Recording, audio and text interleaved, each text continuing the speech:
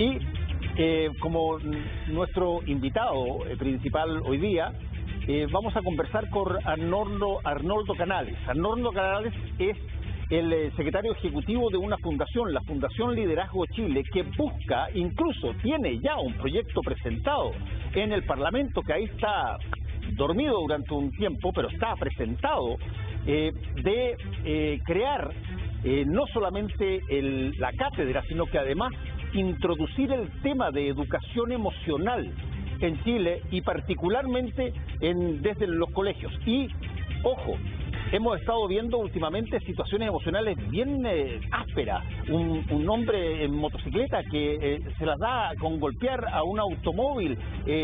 La gente, cuando hay una segunda vuelta entre dos candidatos que todo el mundo dice que son de alguna forma polos opuestos, se siente intimidado por uno, más vota por quien no quiere que salga que por quien prefiere. Y desde ese punto de vista, en términos emocionales, estamos al debe, y las cifras, todas las veces que aparecen, nos muestran más intentos de suicidio, más uso de ansiolíticos, más distanciamiento para conversar este tipo de cosas emocionales en las casas, y por eso queremos hablar con Arnoldo Canales. ¿Cómo estás?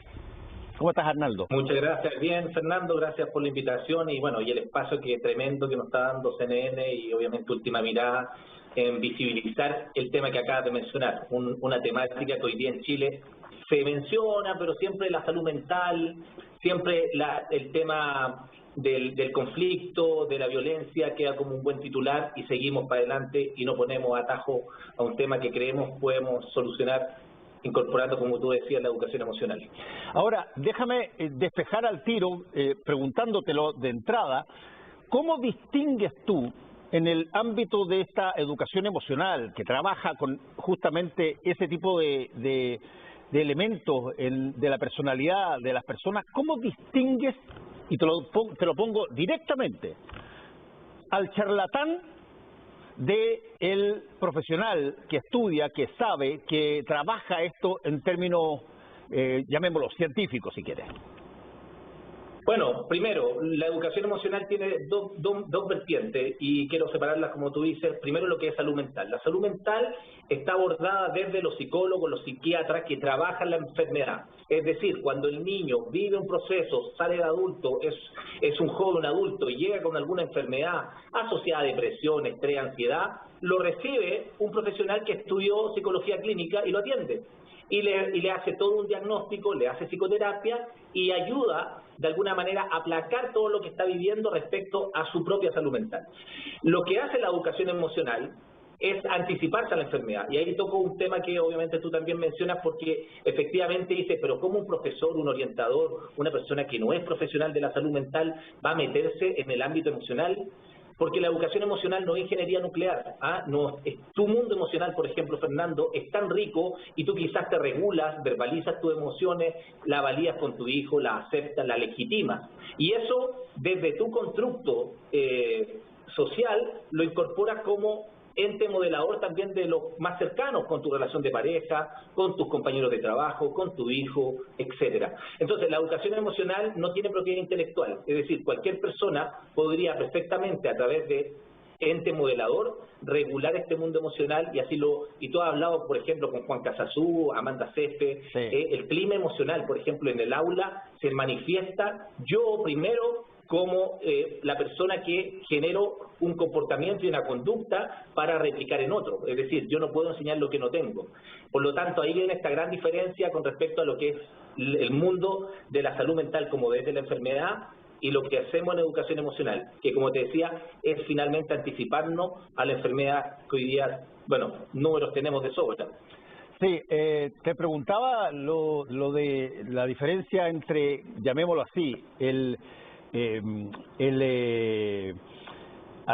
yo me acuerdo en un momento dado que el creador de la cienciología dijo una frase que causó mucho estupor en su momento, porque dijo, mira, si tú quieres efectivamente tener mucha plata, crea una religión. La gente está necesitada de escuchar a gurúes, de escuchar a profetas, de escuchar a sacerdotes que les dicen dónde tienen que ir, porque si es que tienen que tomar ellos mismos las decisiones, eso le apesumbra, les trae una carga tan grande que de repente no saben cómo hacerlo, y por lo tanto están dispuestos a pagar lo que sea si es que se los dice una persona sentado en un púlpito un poco más arriba. Y por lo tanto, me imagino, debe haber, aparte de las personas que son serias en la materia, mucho espacio para que haya personas que, canalicen básicamente desde la charlatanería este tipo de cosas. Bueno, lo estás diciendo en este momento. Fíjate que la pandemia lo que vino a hacer con respecto al mundo emocional, vino a sacarnos el velo. Es decir, las personas no hablaban de emociones. Apareció el miedo, la incertidumbre, la desesperanza, la angustia, y te encuentras con familias en 30 metros cuadrados donde empiezan a interactuar con respecto a conductas de violencia, agresividad, el reconocimiento también de la persona que está al lado mío, que quizás no quiero vivir con ella, y empiezo a tomar conciencia de este mundo emocional. Por lo tanto, la pregunta que tú me haces, efectivamente, vino toda una moda respecto al mundo de las emociones, y te encuentras con de todo. Es decir, hoy día cualquier persona dice, yo hago charlas, yo hago cursos. Gracias a Dios, la Fundación Liderazgo Chile, que yo tuve la oportunidad de crear también por una crisis que yo viví laboral, que después te puedo comentar cómo el mundo emocional impacta también en que 7 de cada 10 chilenos se vayan de su trabajo, por ejemplo, por el tipo de jefe. No sé si has escuchado, si no te gusta te vas, para eso te pago, la puerta es ancha, como el miedo y despiértate más temprano, claro, levántate más temprano, y ándate más tarde, eso es lo que tenés que hacer, digamos. El 70% de los liderazgos en Chile están fundamentados en el miedo y la desconfianza. Es potente. Yo impongo el miedo para que mi gente sea productiva, no llegue tarde. Entonces, todo esto se empezó a poner de moda. Y tenemos la suerte hoy día de haber generado redes. Yo no soy el experto, yo siempre soy un buen divulgador. Pero uno en la vida, la inteligencia, como dicen, no se basa en saber de todo, sino en lo que poquito que uno sabe, ponerlo a disposición de los objetivos. Y nosotros como sociedad civil, ¿qué hacemos? Trabajamos con Rafael Vizquerra, con Eva Milici, trabajamos con Richard Davidson de Estados Unidos, hemos incorporado a Antonio Damasio, doctor de neurociencia de la Universidad Harvard, Daniel Goleman. Entonces, ¿qué hacemos? Buscamos los mayores expertos para que puedan incorporar el mundo emocional y además la neurociencia, no solamente en el mundo educativo, sino que la gente entienda que esto no es olor a incienso, que la educación emocional no es algo etéreo, no es el profesor hippie que se le ocurrió una locura de llegar con el director de un colegio a hacer yoga y mindfulness porque se le ocurrió. Hoy día está comprobado, Fernando, que la disposición emocional es la que determina la capacidad de aprender. Y eso es clave. Y no solamente eso, la educación emocional tiene una gran cantidad de beneficios, sobre todo el ejemplo que tú pusiste, el motorista. Ese motorista que saca la cadena, que va y se acerca y pasa de la rabia a la ira, y luego toma esta cadena y la forra al ventanal, es decir, wow, este tipo no tuvo ni la capacidad de reconocer esa emoción en fracción de segundo, nunca se reguló, y podría así también, como hay gente que apuñala, mata a su esposa, comete femicidio, etcétera. La violencia hoy día se apodera de todos los elementos que hoy día están presentes en una sociedad que no hemos sido educados para una educación integral. Claudio Naranjo lo decía, tenemos una educación que solamente ha construido trabajadores, pero sin desarrollo humano. Y no podemos pretender tener desarrollo humano si es que no hay evolución social. Tenemos que buscar esa evolución social a través de una educación integral. Y esa es la gran respuesta, que lo decía Maturana, lo decían mucho. Tenemos una educación solamente para trabajadores. Entonces, cuando viene esta persona, vuelvo al ejemplo del motorista, si este joven hubiera tenido educación emocional, primero, la emoción de la rabia es una emoción súper potente, es la emoción de la justicia, es la emoción que pone límite. Dice, wow, hasta aquí llegaste. Pero la conducta y el comportamiento asociado a esa rabia es lo que uno tiene que regularse. Y ahí es donde tenemos el gran problema. El bullying, el ciberbullying, los problemas que tenemos como sociedad nacen de esta carencia. Y ahí es donde viene una respuesta desde la sociedad civil, ojo, porque esto no somos yo fui, a mí no me conocía nadie, y yo fui como un William Wallace con una banderita a golpearle a un diputado, mire, queremos hacer esto. ¿De qué estáis hablando? Qué lindo lo que hacen. Como volvemos un poco al de este olor a incienso. Hasta que en un momento la Comisión de Educación después de golpear puertas, en 2018 nos escucha, y de derecha, izquierda y centro dice, wow, qué potente incorporar educación emocional como proyecto de ley. Se lo presenté a la ex ministra Marcela Cubillo en su despacho, le encantó, y yo le dije, ministra, esta puede ser la ley más importante de los últimos 100 años, porque cuando nos comparan con Noruega, Finlandia, Dinamarca, Suecia, primero, nos tienen 1000 años de ventaja y no necesitan leyes de educación emocional, porque cuando tú vas a estos países, el respeto, la toma de conciencia, y todas las caricaturas que vemos en un meme cuando un europeo recoge los papeles en un estadio, o cuando te dicen que en Europa no vayas a cruzar en rojo porque todos te miran mal, es desarrollo de conciencia. Y el desarrollo de conciencia emocional radica en yo ser capaz de ser una persona que de alguna manera me involucro en mi mundo emocional de manera tal que logro estar en equilibrio. Imagínate, Fernando, el 50% de los presos que hoy día hay en Chile parten su carrera delictual a los 13 años. ¿Qué pasó con esos niños? ¿Dónde están sus redes de contención? 1.900 personas se suicidaron el año pasado en Chile. Casi el 30% son jóvenes entre 15 y 23 años. Un joven que se suicida en Chile, migrante, puede ser chileno, por bullying, por ejemplo, un niño de 13 años, ese niño, ¿qué hace? Busca un cofre, lo abre y no tiene nada de dónde apoyarse. No tiene autoestima, autoconcepto, automotivación, no trabaja la resiliencia y dice, para adelante no encuentro nada. La pérdida de esperanza y termina atentando contra su vida. Este tema es tan bonito y es tan profundo que yo le digo siempre a los profesores, hoy día tuve reunión con Cristian O'Ryan de la superintendencia en un webinar, y le decía, esto tiene que incorporarse, y por eso yo estoy tan agradecido de tener estos espacios en CNN y que la gente diga, oye, si esto no es broma, esto no es el profesor hippie, esto es lo que necesita la sociedad. Se lo presentamos a todos los candidatos, se lo mandamos en escrito, que incorporen esto. Boric tiene algo asociado a la salud mental, pero por encimita. Y aquí es donde tenemos que hacer fuerza para que esto pueda realmente transformar. Arnaldo, aquí es muy interesante lo que has descrito, porque es bastante amplio. Aquí hay una serie de situaciones que lo voy a plantear de la siguiente manera, nosotros en Chile nos mentimos, pero con una facilidad impresionante. Nos creemos que porque damos un par de pesos en la Teletón somos, pero de los países más generosos que pueden haber en el mundo. Porque estamos todo el tiempo mirando diarios donde dicen cosas buenas de nosotros. Cada vez que un diario dice, oye, extraordinaria estadística A, B o C en Chile, se publica aquí 3 veces más porque andamos siempre buscando que nos levanten en algún podio, en alguna situación. Y sin embargo, somos extraordinariamente conservadores, Arnaldo, para incorporar situaciones nuevas. Te voy a poner el ejemplo de lo que tú has dado, la educación emocional. Vas a tener un montón de personas que van a decir, ¿qué educación emocional? Bueno, esa cuestión, con eso van a introducir, no sé, que los tipos se casen con quien quieran, que hagan cualquier tipo de cuestión. No, hijo, aquí hay que ser recto, aquí hay que ser estricto, en este tipo de cosas hay que pasar materia, tienen que saber la materia, y así crecen, y así se desarrollan, y así les va bien en la vida. Me fue bien a mí. Así dicen ellos, a mí me fue bien así. Sí. Y por lo tanto... A mí me pegaban y no me pasó nada. A mí me pegaban y nunca jamás me pasó nada y yo no terminé tonto ni ninguna cosa al respecto. Somos tremendamente conservadores para los cambios que tienen que ver con fenómenos psicológicos o culturales, Arnaldo. Y eso, ¿cómo se introduce dentro de una sociedad una idea? De hecho, tú dijiste que hace tiempo que pusiste este proyecto de ley en el Parlamento y debe estar cri-cri más o menos desde entonces, ¿o no? La carpeta 480 de millones, claro, en alguna biblioteca por ahí guardada.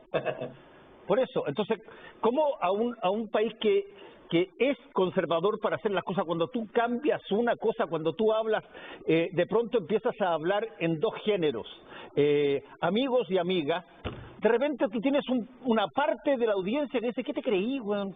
¿Qué esto de que estáis metiendo amigas y amigas? ¿Por qué no decís amigos y todos entendemos que somos todos? hay dificultades muy serias para incorporar variables nuevas porque se interpretan todas como que tienen una intención de afectar el statu quo de lo que había. Sí, mira, te voy a contar algo que no suelo decirlo, pero quiero ser autorreferente en esto. Yo vengo de una familia disfuncional. Mi papá era el papá que iba a comprar cigarro y volvía a los 6 meses. La típica caricatura, ¿no? Que mi mamá, desde que yo nací hasta los 13 años, era alcohólica. A los 13 años mi mamá le vino un derrame cerebral y generó producto del alcoholismo y tuvo una hemiplegia. Yo a los 9 años y los riesgos psicosociales que tenía, estaba probablemente clarito para ser un delincuente. En el tiempo se acuerda que no decía flight, era punga, la palabra punga sí. Y el puma era era la versión 2.0 del niño malo. Pero yo tuve la oportunidad a los 9 años de entrar a una institución social que me abrió las puertas, y esa institución social eran los Scouts. Mira lo que te voy a decir, la agrupación juvenil más grande del mundo, que es gratuita, y los Scouts me salvaron la vida. Y todo lo que yo aprendí de habilidades socioemocionales, y que inclusive yo llegando a hacer el aseo en una multitienda, llegué a los 6 años a ser gerente de sucursal. Lo que te quiero decir con esto, y más allá de contarte brevemente como este tránsito de mi vida, es la pregunta que tú me haces. ¿Cómo logramos efectivamente entender que la educación emocional no es un tema de adoctrinamiento, no es un tema que esté enfocado en tener una mirada rígida de la educación y que no considerar el aspecto cognitivo? Porque el lenguaje, las matemáticas y las ciencias son importantísimas para la sociedad. Pero fíjate la dicotomía que tenemos como sociedad. Después que este niño sale de la educación parvularia, se va al colegio, se va al liceo, va a la universidad y entra al mundo laboral, probablemente lo contraten por lo que sabe, pero en el 99% de los casos lo van a despedir por la forma de ser.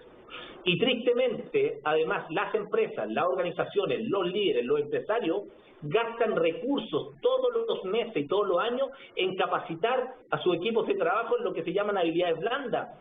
Trabajo en equipo, escucha activa, asertividad, manejo con conflictos, nos mandan a los resorts, papelógrafos, POSIT, y se dan cuenta que cuando salimos al mundo laboral, el jefe es déspota, los liderazgos se fundamentan, como te decía, en el miedo a la desconfianza, no trabajamos colaborativamente, somos individualistas, competitivos y desconfiados. Entonces decimos, wow, todos los problemas que tenemos como sociedad nacen ¿de dónde? De acá. Tenemos que anticiparnos a la enfermedad, y eso es potente. Fíjate que además esto no solamente el mundo laboral o la educación, la segunda causa de muerte que te decía en Chile son el suicidio de los jóvenes, la tercera causa son los suicidios de los adultos mayores. El abandono, la soledad y la tristeza son las 3 emociones que menos regula un adulto mayor. Ya vivieron todos sus lutos, sus hijos se casaron, su esposa a lo mejor falleció, no tiene hermanos, y están solos. ¿Cómo nos estamos preparando para vivir ese mundo interno? Entonces aquí la reflexión es más profunda. Esto no tiene que ver con el programa de gobierno, tiene que ser un tema de política de Estado. Porque, ojo, esto no tiene que ver solamente con Chile, Fernando. Perú, Bolivia, Nicaragua, El Salvador, Venezuela, tenemos esta carencia porque el modelo es muy conductista. Todavía el profesor te castiga o te premia por la nota que te pone. Sí. ¿Qué pasa? Eso que y ojo, con este término, el poder del conocimiento no lo tiene el profesor, está acá. La mayor biblioteca del mundo está en el celular. Entonces, saquémonos la venda y digamos, wow, transformemos esto. Si yo lo vivía en carne propia, si yo era el que hacía bullying, yo era el pinganilla, el pelusa, el desordenado, y yo no tenía ni familia ni el colegio, me salvaron los scouts. Ahora, entonces, lo que resignifiquemos el amor, a eso es lo que voy yo en el fondo. Bueno, es que ahí es donde, de alguna manera, y esto lo voy a hacer nada más que para el beneficio del diálogo, digamos, de ahí aparece las visas de escepticismo, digamos, de desconfianza, y dicen, ok, pero claro, tú traes esta idea de generar relaciones amorosas, como decía el profesor Maturana, que todos los niños son seres amorosos y ellos, a medida que van creciendo, de la forma como lo están educando, cambian ese amor por resistencia, sospecha, desconfianza, rabia, enojo, en fin.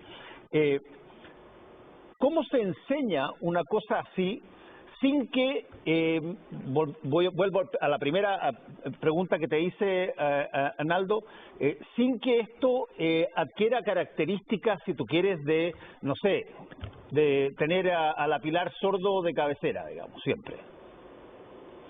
Sí, te entiendo. Primero, sensibilizar, porque aquí hay mucho desconocimiento. ¿Y sabes dónde está la gran oportunidad que hoy día la neurociencia pone a disposición los estudios del cerebro, a disposición de la educación?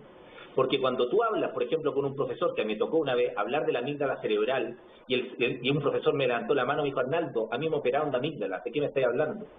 No entienden el tema del cerebro, que tiene efectivamente ciertos conectores que disponen o no disponen al ser humano para el aprendizaje. Si yo estoy en una situación de miedo, estoy en una situación de estrés, la amígdala cerebral yo lo digo, se me cristaliza, o viene este secuestro amigdaliano y no le manda la información a la función ejecutiva. Si yo como profesor entiendo eso, obviamente voy a empezar a incorporar que el clima emocional del aula vaya a ser mucho más propicio. Por lo tanto, tomando esta referencia que tú haces con respecto a esta resistencia, lo que hay que hacer es sensibilizar al profesorado y trabajar a través de objetivos triangulados, estudiantes, profesor y la familia. Ahora, muchos van a decir, Arnaldo, esto viene de la casa, no vengáis a meterle más pega a los profesores. Sí, pero el Estado también hoy día tiene una responsabilidad, porque el papá, la mamá también carece de formación. Hoy día, los niños que viven en escuelas públicas, viven en entornos de riesgo psicosocial, van al colegio público motivados por dos cosas, por el desayuno y el almuerzo. Y muchos de estos niños no los llevan ni los papás. Por lo tanto, ¿quién tiene que dar esta red de contención? Muchas veces el apoderado del profesor, el orientador, las redes de contención que están en las escuelas. Por lo tanto, yo siento que de alguna manera toda esta duda o esta desconfianza que hay es propia del constructo mental, porque es muy cómodo para un profesor seguir como estaba, es muy propio de un profesional seguir incorporando el mío porque es más cómodo, porque aprendió así, es más fácil, le meto la presión y chicoteo nomás, y total después yo me conecto y los tengo a todos con miedo. Pero cuando se va el jefe, ¿qué pasa? Uf, se fue el jefe, no, ya no está el auto, mira por la ventana, uf. Todo lo que vivimos cotidianamente, las licencias médicas, Fernando, casi el 60% de las licencias médicas en Chile son por depresión, ansiedad y estrés, y detrás de eso está el concepto de tirar licencia por un mal jefe. Entonces, la educación emocional, ¿cómo la podríamos trabajar desde el reconocimiento de validar el mundo emocional, por ejemplo, los niños? Los micromachismos que todavía están tan incorporados en los estilos de crianza. Ojo, los niños no lloran. Sécate esas lágrimas. Ay, ¿por qué lloras por ese? Si se te rompió la muñeca, yo te compro 3 en el supermercado. ¿Qué estoy haciendo con ese niño? Invalido su emoción, no la legitimo, no la acepto. Y ese niño después dice que llorar no es de hombre. Si tiene miedo, un hombre no puede demostrarlo. Fíjate que esto es tan potente. Mi papá recién me dijo que me quería a los 38 años. Cuando yo, después de mucho tiempo y con miedo en el teléfono, decirle que lo quería también. ¿Por qué me pasó eso? Venía con una coraza, el ser invulnerable, la mirada del superhéroe. Fíjate lo rico hoy día la nueva generación en eso, Fernando. Hay varios psicólogos clínicos que hoy día hablan mucho de esto, y tú has tenido harta entrevistas con respecto a ese tema, que podemos transformar la sociedad, sí, un estilo de crianza respetuosa, incorporando desde la teoría del apego varios elementos que pueden propiciar un espacio para construir una mejor sociedad. Por último, Arnaldo, cuando tú tienes, por ejemplo, en el ámbito político, una segunda vuelta entre dos personas, cada uno de ellos potente en su quehacer profesional, pero que tienen pensamientos que fueran total y absolutamente antagónicos, y tú tienes a un país que tiene que votar por uno de los dos para ser presidente de la República, y por lo tanto muchos van a transar muchas de las cosas que creen para apoyar a quien creen menos malo que el otro, y así en los dos casos, pero no cabe la menor duda que tú estás en un país que ha escogido mucho más que otros, ha escogido a dos personas con posiciones que son extraordinariamente antagónicas, digamos. ¿Qué nos dice del país eso? Que al final se impone el miedo. se impone que cada uno le impone el miedo al otro. Si tú te fijas, esta polarización, cada uno de los candidatos, nosotros tenemos una visión bastante apolítica, pero si uno ve las dos miradas de este tema, cada uno impone el miedo del otro para que yo incorpore esa emoción como un factor de decisión frente a la votación que tengo que ejercer en la próxima elección. Fíjate, desacreditando, invalidando, no visibilizando también estos puntos de acuerdo. Tú mencionabas a Maturana, no deberíamos hablar de la oposición, sino de la colaboración. ¿Cómo cambiaría un poco el enfoque de la política en Chile? Yo fui en un momento invitado a ser constituyente, me bajé por razones laborales, y yo hoy día siento que estamos totalmente polarizados. Y fíjate, hay un estudio del Instituto Tecnológico de Massachusetts donde hablaban de las fake news. Tú sabes que las fake news, cuando tú tiras una fake news, lo primero que te impresiona es la sorpresa como emoción. Después te da rabia y te genera miedo. Por lo tanto, te posibilita propiciar replicar o reenviar esa información en más de un 70% de una noticia verdadera. El estudio está ahí, y eso lo hicieron en Twitter y todo. Cómo el mundo emocional está tan potente que hoy día hay una institución que se llama Fact Check que te va validando, ¿no?, lo que dice el otro también. Entonces, hoy día no creemos en nada y ponemos todo en duda. Y nos enemistamos con los hermanos, nos enemistamos con los amigos, los sacamos de los grupos de WhatsApp, estamos eliminando gente de las redes sociales porque hoy día hay bando, y eso es realidad. Hoy día yo siento que esta semana yo he mirado las redes sociales y digo, wow, ¿a dónde vamos? La impulsividad, el menosprecio, la falta de empatía, la incapacidad, y toco el tema de Oliva, con el tema de las emociones morales, Fernando. Si esto también se incorporara como emociones de trascendencia para trabajar la ética y los valores, yo, como tú, muchas veces hablamos del cararrajismo en Chile, no les da vergüenza. No tienen el rechazo, no les duele el alma. Tú sabes que un valor, a diferencia de una creencia, es que cuando yo traspaso ese valor me duele el alma. Es decir, ay, si no fue para tanto, sí. Y uno, y mirándola a los ojos, te vas mintiendo, y dices, oye, esta persona no tiene nada de ética y carga valórica, y esto se tiene que trabajar también en los niños. Si yo me robo un lápiz y me pilla mi profesora, me debería dar vergüenza, debería sentir la aversión de mis compañeros, el rechazo, el enojo, culpa, porque lo que hice, y debería propiciar un espacio de reflexión para poder cambiar esa conducta. Probablemente tú lo hiciste con tu hijo, esto no se hace. Mira las consecuencias. Mira esto, la narrativa que yo incorporo en un proceso de ejercitar el aprendizaje en un niño es súper importante. Por eso somos entes modeladores, no de lo que decimos, como tú dijiste, porque en Chile, mira, somos los reyes del compromiso verbal. Sí. Nos juntamos, te llamo, quedamos en eso, hacemos el asado. Claro. Compromiso verbal, tú lo dijiste al principio. Y después estamos llenos de gente empática, Fernando, pero después somos tan empáticos que terminamos apagando la tele, porque la empatía tiene es una emoción éticamente neutral, porque yo te puedo infligir dolor y daño, porque te conozco tan bien que te puedo tirar un buen mensaje que te duele el alma, porque empaticé tanto con tu mundo, pero la compasión amorosa, que lo dice también Juan Casasola y otros, es cuando yo me dispongo ayudar al otro con una genuina intención de aliviar su dolor. Oye, Arnaldo,